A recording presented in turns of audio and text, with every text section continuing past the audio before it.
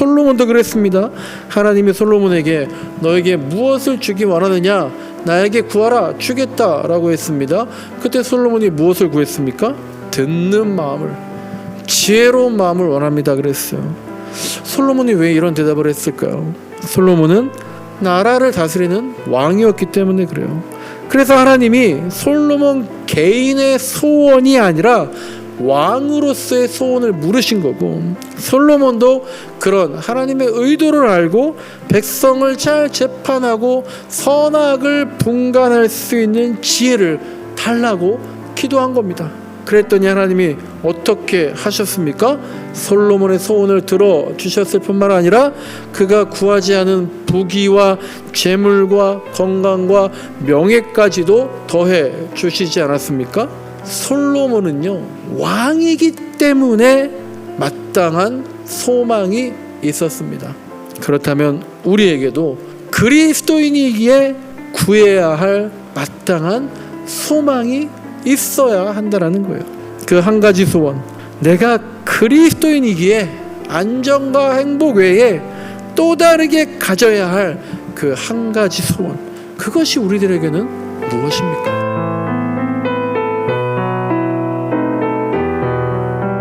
하나의 소원이라는데 세 개가 있는 것도 같고, 네, 그렇습니다. 오늘은 단 하나의 소원, 주님의 집이라는 제목으로 말씀을 나눕니다. 우리 한 달에 한 번은 시편 혹은 잠언 말씀으로 같이 말씀을 나누고 있습니다. 오늘 본문 말씀 보시면요, 첫 문장부터 우리의 마음을 설레게 하죠. 주님, 저에게는 단 하나의 소원이 있습니다. 이렇게 시작합니다. 나에게 꿈이 있다는 거죠. 소망이 있다는 겁니다. 단 하나, 그만큼 소중하고 중요한 것 이겁니다 라는 겁니다. 여기에서 나는, 이 화자는 다윗이죠. 다윗이 지금 유일한 소원 하나 주님께 구하고 있습니다. 그게 뭡니까? 내 평생을 주님의 집에서, 즉 여호와의 집에서 살기를 원합니다. 다윗이 이렇게 말하고 있습니다. 당연히 이제 오늘 우리가 우리의 소원은 뭘까라는 걸 생각해 봐야겠죠. 늘 말씀드리지만 우리의 소원은 행복과 안정입니다. 이거 한국만의 이야기가 아니라요, 미국도 그렇고요, 유럽도 그렇고요, 전 세계 사람이 다 마찬가지입니다. 또한 종교가 없든 또 다른 종교, 뭐 불교나 이슬람 여러 종교를 믿든 간에 대부분 사람들의 1순위, 2순위의 소원은 경제적인 안정과 나와 가족의 건강입니다. 이렇게 말하면 제가 이런 소원들을 부정적으로 본다고 생각하시는 분들이 있을지 모르겠습니다. 그렇지 않습니다. 저 역시 안정을 원하고요, 기도하고요, 건강을 위해서 기도하고 또 생각합니다. 며칠 전에 제가 허리가 굉장히 아팠다 그랬잖아요. 그러니까 건강을 위해서 더욱더 간절하게 기도를 하게 되더라고요. 또 이제 2달 전에 이사를 했는데 4년 동안 3번이나 이사를 하다 보니까 정말 그러더라고요. 주님, 이제는 내 집 한 채는 있으면 좋겠습니다. 이런 기도가 더 많이 나오고 길어지고 생각도 많아집니다.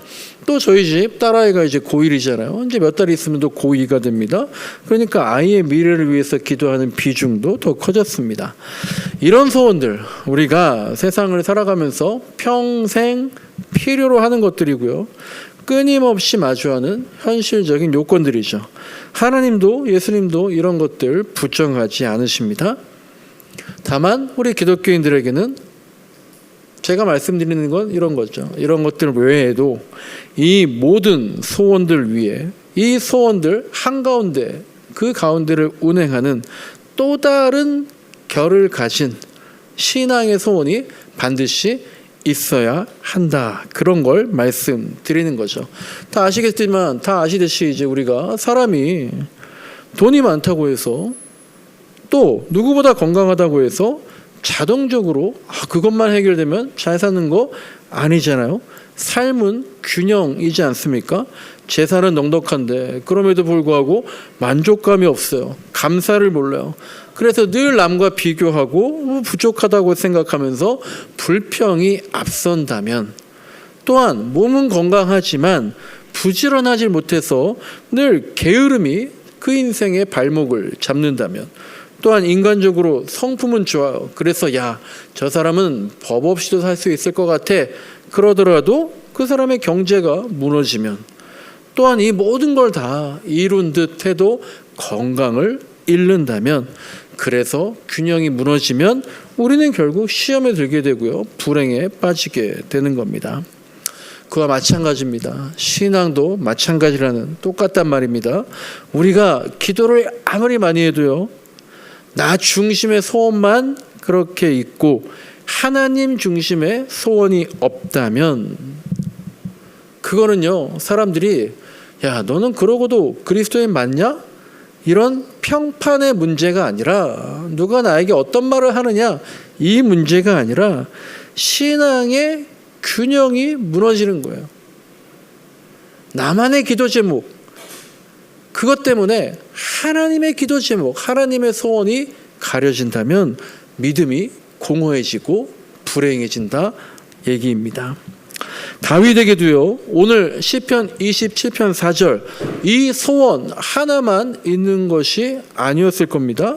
다윗도요, 이런 기도했겠죠. 이 나라가, 이스라엘이 강건하게 해 주옵소서, 왕권이 안정되게 해 주옵소서, 백성들이 평안하게 해 주옵소서, 이런 소원과 기도가 분명히 있었을 겁니다. 하지만 오늘 본문에서 다윗은 그와는 결이 다른 소원, 즉 주님과 나와의 관계에 관한 소원을 구하고 있는 겁니다. 저와 여러분도 이 세상 살아갈 때 건강의 문제, 자녀의 문제, 경제의 문제, 이런 살아갈 때 꼭 필요한 소원들 외에도 기독교인으로서의 소원, 그리스도인다운 기도 제목, 그 예수님과 나와의 관계, 하나님 나라와 나와의 관계, 복음과 나와의 관계, 이런 관계에 있어서의 바람을 반드시 품기를 소망합니다. 한 주간 한번 돌아보십시오. 기도 많이 했습니다. 근데 어떤 기도들 했습니까? 나 중심의 기도가 90% 이상을 차지한다면 내가 그리스도인으로서 하나님이 내가 갖기를 원하는 소원이 무엇인가 한 번쯤 돌아봐야 합니다. 다윗이 지금 그런 소원을 말하고 있는 겁니다. 내 한평생 주님의 집에서 살고 싶습니다. 거기에서 주님의 자비로움을 바라보고 싶어요. 거기에서 주님과 의논하면서 살고 싶어요 라고 말합니다. 오늘 이 본문을 통해서 그러면 주님의 집은 무엇인지, 또한 주님의 자비로움을 바라본다는 건 무엇인지, 또한 주님과 의논한다는 건 또 뭔지, 이 세 가지를 먼저 한번 생각해 보겠습니다. 첫째로, 주님의 집에 산다는 것은 무엇일까요? 그러니까 주님의 집은 무엇을 가리킬까요? 주님의 집은 옛날, 우리는 지금 새 번역으로 보고 있는데 개역개정 성경을 보면 여호와의 집이다 라고 했습니다. 그리고 오늘 새 번역 본문 후반부에도 나오는 것처럼 주님의 집은 당연히 성전을 뜻하는 거죠. 예루살렘 성전을 말하는 겁니다. 즉 다윗의 소원이란 건 뭡니까? 내 평생을 성전에서 살고 싶다라는 거예요. 하지만 다윗이 실제로는 평생 성전에서 살지 않았죠. 다윗에게는 다윗성이라는, 즉 왕궁이라는 집이 있었습니다. 그러니까 이 고백이 뭐 당연하지만 매일 내가 성전에서 먹고 자겠다는, 뭐 지금으로 말하면 이 교회에서 내가 매일 먹고 자겠습니다, 그런 문자적인 선언, 문자적인 바람 당연히 아닌 거죠. 그렇다면 다윗의 의도가 뭘까요? 다윗에게 주님의 집은 그가 다윗성에 머무는 것처럼 주님이 머무시는 곳, 주님의 집은 당연히 주님이 계시는 곳, 거기를 말하겠죠. 따라서 주님의 집에서 살고 싶다는 것은 하나님이 계신 곳, 하나님이 계시는 자리, 거기에서 평생 머물고 싶다는 것이고요. 즉 하나님이 임재하시는 자리에서, 거기에서 나도 주님과 동거하고 싶습니다. 결국 이 말은 다 아시겠지만 하나님과 동행하는 삶, 어디에서든 간에 하나님과 동행하는 그런 삶을 살고 싶습니다 라고 기도하는 거죠. 여기까지 여러분도 충분히 공감하실 겁니다. 근데 문제는 이제 우리가 말씀 묵상하는데, 그렇다면 하나님과 동행하는 거, 하나님이 계시는 자리에서 우리가 항상 동거하는 거, 하나님의 임재를 날마다 누린다는 거, 그게 너무 추상적인 표현들이니까 잘 모르겠다라는 거죠. 어쨌든 이 말씀에 의지해서 다윗이 주님의 집에 산다는 것 조금 더 구체적으로 두 가지로 요약한 것 같은데 그걸 한번 보겠습니다. 첫째는 주님의 집에서 평생 살고 싶다라는 건요, 이렇게 산다는 거죠. 주님의 자비로움을 보면서 살겠다라는 겁니다. 주님의 자비로움을 바라보겠습니다. 둘째는 뭡니까? 주님과 날마다 의논하며 살겠습니다. 그게 주님의 집에서 내가 주님과 동행한다라는 겁니다. 이건 역시 언뜻 뜬구름 같아 보여도요, 가능한 한 구체적으로 한번 생각해 봅시다. 먼저 주님의 자비로움을 바라본다. 주님의 자비로움을 바라보는 삶, 이건 어떤 걸까요? 주님의 자비로움을 바라보는 삶. 주님의 자비로움을요, 개역개정 성경에서는 여호와의 아름다움, 주님의 아름다움이라고 말합니다. 그리고 이것은요, 히브리어 원어로는 노암이라는 단어인데요, 이 노암이라는 말은 이런 뜻들이 있습니다. 즐거움, 유쾌함, 그리고 호의, 그리고 은총, 은혜 같은 그런 것을 의미합니다. 그러니까 다윗의 뜻은 이런 것 같아요. 날마다 주님의 자비로움을 바라보겠습니다. 즉 날마다 주님의 유쾌하심을 바라보겠습니다. 날마다 주님의 호의를 바라보겠습니다. 날마다 주님의 은총을 바라보겠습니다. 그러면서 살고 싶다라는 거예요. 여러분, 한 주간의 삶은 어땠습니까? 유쾌하다. 제가 이 말 성경 보면서 설교를 준비하다가 유쾌하다, 날마다 주님의 유쾌함을 바라보고 살겠다. 한 주간 여러분 얼마나 유쾌하셨습니까? 유쾌함이 있었습니까? 유쾌하다는 거 되게 우리 삶에서 어떻게 보면 낯설기도 한 것 같아요. 뭐 즐거운 일, 감사한 일, 행복한 일 있겠는데 정말 유쾌했다, 그것도 하나님의 유쾌함을 만났다, 대단한 일인 것 같습니다. 여러분, 한 주간 누군가의 호의를 받아본 적 있습니까? 은혜 가운데 정말 가슴이 두근두근 뛰는 벅찬 기쁨이 있었습니까? 그런 것들이 주님의 집에는, 주님과 날마다 동행할 때 가득하다는 겁니다. 그런 것들이 주님의 집에는 그냥 널려 있다라는 겁니다. 근데 문제는 뭐예요? 우리가 그것을 보지 못한다는 거죠. 우리가 주님의 유쾌함을 보지 못하는 겁니다. 주님의 호의를 보지 못하는 겁니다. 주님의 은총을 보지 못하는 거죠. 우리가 알듯이 주님은 늘 자비로우십니다. 그리고 오늘 말씀에 따르면 주님은 늘 유쾌하시고 끊임없이 우리에게 호의를 베푸십니다. 그런데 문제는 우리가 주님을 바라보지 않는다라는 거예요. 그러니까 다윗도 바라봤으면 좋겠어요. 그렇게 기도하고 있는 거죠. 우리가 주님을 바라보면 주님의 성품이 나를 지배하게 될 거예요. 주님의 자비로우심이 나의 마음을 움직이기 시작하게 될 겁니다. 그렇게 되면 내 삶을 유쾌함과 즐거움이, 호의와 은총이 내 삶을 주도하게 될 겁니다. 그러면 내 인생이 역전될 거예요. 하지만 우리가 그렇지 않다라는 겁니다. 바라보지 않기 때문에. 그러니까 우리도 다윗의 소원처럼 주님의 자비로움, 이 노함이란 단어, 유쾌함, 호의, 은총, 즐거움, 주님의 그런 성품을 바라보며 살기를 간절히 소망합니다. 우리가 무엇을 바라보느냐가 우리 인생을 결정하게 되는 것 아니겠습니까? 그리고 두 번째로 주님과 의논하면서 살고 싶다. 이게 주님의 집에 한평생 사는 거다라고 다윗이 얘기하는 것 같습니다. 주님과 의논하기 위해서는 주님께 질문해야 됩니다. 그리고 주님의 생각을 들어야죠. 이것은 무엇입니까? 말씀을 펼치는 거죠. 기도하면서 하나님께 여쭙는 겁니다. 그리고 무엇보다도 주님을 인정하는 것. 이것이 주님과 의논하는 삶의 핵심입니다. 성경을 아무리 많이 봐도요, 기도를 아무리 오래 해도 내가 인정하지 않으면요, 그 대화의 시간은, 그 의논의 시간은 내가 하나님 인정하지 않으면요, 그냥 시간만 낭비하는 그런 격이 됩니다. 그러면 어쩌면 주님도요, 더 이상 말씀하지 않으실 수도 있습니다.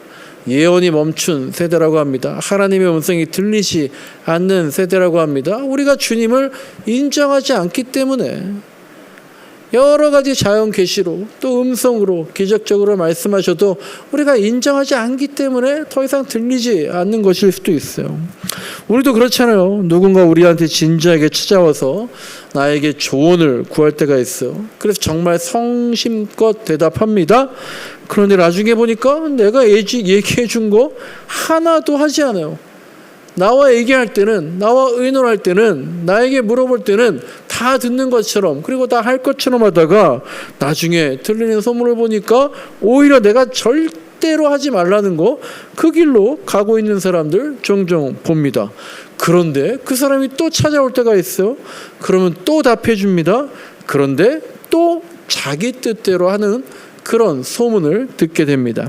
그러면 어떻게 됩니까? 이제는 찾아와도 더 이상 말하지 않게 되죠. 건성으로 얘기해 주게 되죠. 주님과의 의논도 마찬가지 아니겠습니까? 우리가 주님을 인격적으로 만나자, 주님은 인격적이시다 그러는데 그거 여기에다 대입해 보면요, 주님도 인격적이시기 때문에 우리한테 더 이상 말씀하고 싶어 하지 않으실 수도 있다라는 거예요. 지금까지 본 것처럼 다윗의 한 가지 소원은요, 한평생 주님의 집에서 사는 것, 주님의 집에서 사는 것입니다.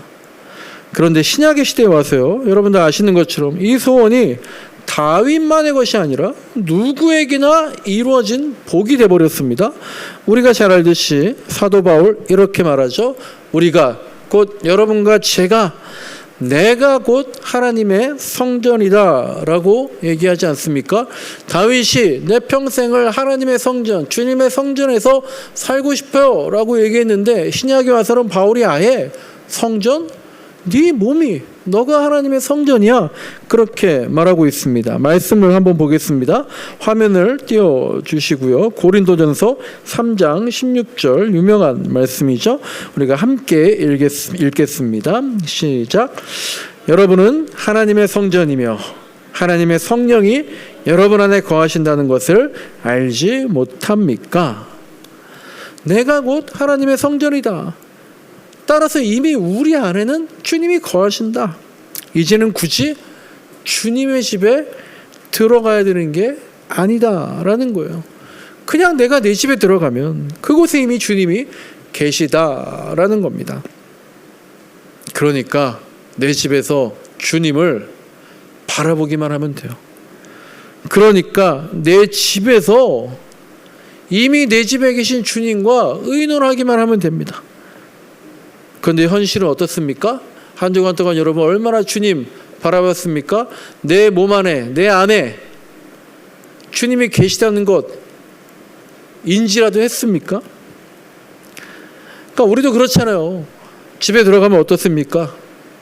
아이들도 집에 들어가면 각자 방에, 부모님들도 각자 방에, 다 자기 방에 틀어박혀서 서로의 얼굴 보지 않고 유튜브 보고 스마트폰 하고 그렇게 하듯이 우리가 내 안에 주님이 있다 한들 주님의 얼굴을 바라보지 않으니까 주님의 자비로움 볼 수가, 느낄 수가 없는 겁니다. 각자의 세계에 갇혀 있으니까 주님과 의논하지 않는 거예요. 그러면서 우리가 늘 외치죠. 주님 어디 계십니까? 주님 뭐 하십니까? 언제까지입니까? 몸은 한 공간에 있는 복을 주셨는데 마음은 따로 놀고 있는 겁니다. 바울의 말처럼 이제 내가 바로 주님의 집이에요. 그리고 바울은 주님의 집의 성격을 두 갈래로 정리하죠. 첫째는 거룩이란 겁니다. 주님의 집 거룩하시다. 또 둘째는 뭡니까? 주님의 집은 하나님의 영광이 드러나는 곳이다. 바울이 어떻게 말하고 있는지 한번 또 보겠습니다. 화면을 띄워주시고요. 고린도전서 3장 17절 말씀. 주님의 집에 어떤 성격 갖고 있는지 이 3장 17절 말씀 같이 읽겠습니다. 누구든지 하나님의 성전을 파괴하면 하나님께서도 그 사람을 멸하실 겁니다. 하나님의 성전은 거룩합니다. 여러분은 하나님의 성전입니다. 여기서 바울이 다윗이 말했던 주님의 집이, 즉 하나님의 성전이 곧 우리 각자가 거룩하다라고 말하고 있습니다. 그리고 고린도전서 6장에서는 또 이렇게 말합니다. 마지막 화면 또 한번 띄워주시고요. 같이 읽겠습니다. 시작. 여러분은 하나님께서 값을 치르고 사들인 사람입니다. 그러므로 여러분의 몸으로 하나님을 영화롭게 하십시오. 그 괄호가 이제 또 다른 번역으로 하나님의 영광을 드러내십시오라는 거죠. 여기서 또 바울은 우리들의 몸이 곧 하나님의 성전으로, 아까는 거룩합니다 그랬는데 지금은 하나님의 영광을 드러내라 라고 합니다. 정리하면은요, 바울이 성전의 성격을, 즉 내 몸의 성격을, 그리스도인의 몸의 성격을 두 가지, 하나는 거룩이다, 다른 하나는 영광이다, 이렇게 표현합니다. 이것도 굉장히 추상적이죠. 거룩이 무엇입니까? 많이 들어본 단어인데, 거룩하다 거룩하다 하는데 거룩이 무엇입니까? 그래도 영광보다는 많이 들었습니다. 거룩은 구별이라면서요.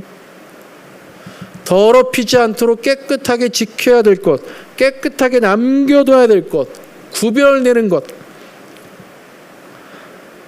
그걸 다르게 표현하면 하나님께로 기울겠다는 결심입니다. 하나님 앞에서 잠시 멈추어 생각하겠다는 태도입니다. 그래서 거룩은요, 추상적이고 눈에 보이는 않는 그런 것이 아니라요, 구체적인 습관과 선택이에요. 우리의 몸은, 하나님의 성전은, 다윗이 내 한평생 머물고 싶습니다, 주님의 집에서 라고 말했는데, 우리에게는 이미 주님의 집이 내 몸으로 그렇게 보게 되어서 왔는데, 내 몸은, 주님의 집은 거룩한 곳이라는 거예요. 거룩한 곳은 나의 습관과 선택이다라는 겁니다. 영광은 뭡니까? 역시 익숙한 단어이고 찬양 가운데 영광이라는 단어가 엄청나게 많습니다. 근데 모르겠어요. 저는 되게 두루뭉실합니다. 이 영광 찾아보니까 히브리어 원어로 카보드라는 단어래요. 카보드라는 단어가 무겁다라는 뜻이랍니다. 무겁다, 중량감이 있다라는 뜻이래요. 그러니까 영광은요, 우리가 생각하는 오늘도 그 본문에 영화롭다라고 되어 있잖아요. 뭐 그런 것이 아니라 무게감이 있다, 중량감이 있다, 그런 뜻이래요. 즉 영광은 무게감입니다. 하나님의 영광이 임하면 우리 삶에 하나님의 무게감이 놓인다라는 거예요. 그리고 그 무게감은 우리를 짓누르게 하기 위해서 그렇게 놓이는 것이 아니라 우리의 흔들리는 마음에 질서를 세우고 흐트러져 있는 삶의 중심을 역시 하나님 쪽으로 기울게 하는, 그런 우리의 삶을 재배치하려는 무게감이다라는 거예요. 영광, 신비로운 구름, 그런 게 아닙니다. 우리 삶을 하나님께로 기울게 하는 무게감. 결국 우리가 주님의 집에서 산다는 거, 여호와의 집에서 산다는 것은 이런 겁니다. 거룩하게 사는 겁니다. 즉 하나님께로 기울어진 결심을 하는 겁니다.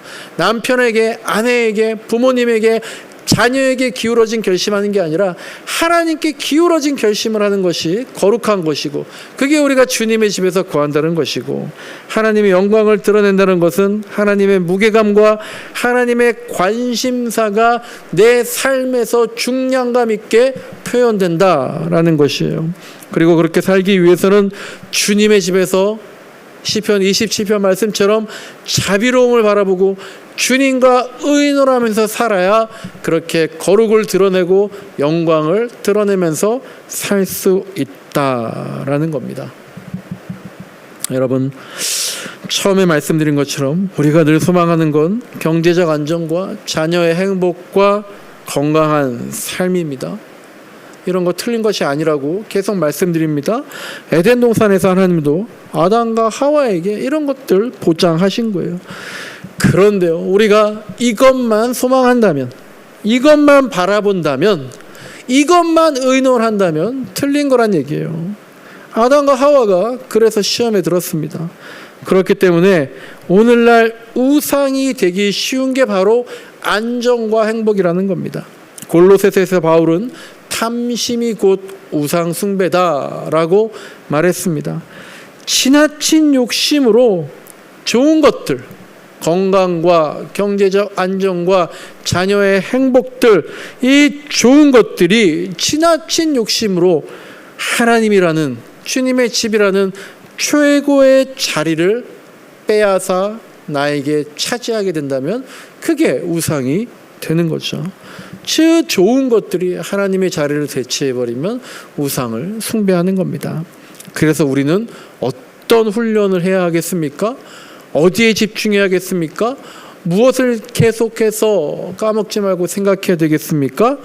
좋은 것들, 그것들을 하나님의 아래에 두는 훈련을 잊지 말아야 할 것입니다. 우리는 기본적인 삶의 소망과 더불어서 그것과는 또 다른 결을 가진 그리스도인으로서의 소망, 그것을 기도해야 합니다. 말씀 가운데 나를 평안하게 하고 나를 돌아보게 하고 그렇게 하는 말씀과 더불어서 그리스도인이라면 이렇구나, 이 말씀을 들어야 됩니다. 솔로몬도 그랬습니다. 하나님이 솔로몬에게 너에게 무엇을 주기 원하느냐, 나에게 구하라, 주겠다라고 했습니다. 그때 솔로몬이 무엇을 구했습니까? 듣는 마음을, 지혜로운 마음을 원합니다 그랬어요. 솔로몬이 왜 이런 대답을 했을까요? 솔로몬은 나라를 다스리는 왕이었기 때문에 그래요. 그래서 하나님이 솔로몬 개인의 소원이 아니라 왕으로서의 소원을 물으신 거고, 솔로몬도 그런 하나님의 의도를 알고 백성을 잘 재판하고 선악을 분간할 수 있는 지혜를 달라고 기도한 겁니다. 그랬더니 하나님이 어떻게 하셨습니까? 솔로몬의 소원을 들어주셨을 뿐만 아니라 그가 구하지 않은 부귀와 재물과 건강과 명예까지도 더해 주시지 않았습니까? 솔로몬은요, 왕이기 때문에 마땅한 소망이 있었습니다. 그렇다면 우리에게도 그리스도인이기에 구해야 할 마땅한 소망이 있어야 한다는 거예요. 그 한 가지 소원, 내가 그리스도인이기에 안정과 행복 외에 또 다르게 가져야 할 그 한 가지 소원, 그것이 우리들에게는 무엇입니까? 평생을 주님의 집에서 살기를 바란다는 그 다윗의 소원이, 즉 내 삶의 자리가 모두 예배의 자리가 되기를 원한다는 그 다윗의 소원이 나의 한 가지 소원이 되기를 간절히 소망합니다. 말씀을 정리합니다. 오늘 제가 처음에 기도한 것처럼 단군상 대책 주일입니다. 단군상, 대책을 세우는, 생각하는 주일이란 얘기예요. 1990년 말부터 2000년대 초반까지 어떤 공공장소, 특별히 학교에 단군상이 세워지면서 한국교회, 특히 우리가 속한 대한예수교 장로의 통합측이 이거 큰일 났다, 우상숭배다라고 보고 개천절이 있는 주간에 단군상 대책주의를 만들었다고 합니다. 저는 이런 생각이 들어요. 우리가 그리스도인이라면, 우리가 하나님의 성전이라면, 그래서 거룩과 영광으로 주님께 우리 마음을 기울이고 산다면 이런 이상한 상징적인 주의를 만들어서 서로 대립과 싸움을 야기하기보다는 자비와 의논으로 공공선을 세워나가는 것이 주님의 집에 사는 사람이 아닐까 싶습니다. 주님의 집은 거대합니다. 그런데 그 거대한 마음이 우리한테는 없고, 단군상 세운다고 거기에 무슨 대책을 마련하자라는 건지 모르겠어요. 거룩과 영광이 주님의 집의 성전의 특징이라고 했습니다. 저는 그렇게 생각합니다. 거룩과 영광은 다른 생각을 가진 사람을 죽이려는 방식이 아니라 오히려 살리는 방식으로 드러나는 것이 아닐까라는 거죠. 지난 주중에는 대한예수교회 장로의 통합 측 우리 교단 총회가 일주일 동안 있었습니다. 해마다 한 번 약 1,500명의 목사님과 장로님들이 한 장소에 모여서 수많은 안건을 논의하고 결의합니다. 이 자리에서 작년에 불륜 의혹으로 논란이 컸던 이 직전 총회장 목사를 많은 증거가 나타난 그럼에도 불구하고 징계하기는커녕 교회 연합사업위원회 위원장에 임명했다라는 소식이 지난주에 있었습니다. 올해 총회에 보고된 바에 따르면 우리 교단의 교인 수가 219만 명이래요. 이것도 정확한 수치 아닐 겁니다. 최소 10% 이상은 적을 겁니다. 하지만 어쨌든 이 숫자가요, 30년 전인 1997년에 우리 통합 측 교단의 숫자와 같다라는 거예요. 30년 전으로 돌아갔어요. 기독교가. 왜 이렇게 됐는지, 이것이 무엇을 의미하는지 우리가 겸손하게 예수님 마음을 가지고 우리가 그리스도인이라면 어떠한 것들을 기도해야 되는지, 소망해야 되는지 돌아봐야 할 것입니다. 여러분, 우리가 단 하나의 소원 다시 세워가기 바랍니다. 주님의 집에서 살기 바랍니다. 그 집의 주인, 집주인은 주님, 하나님이십니다.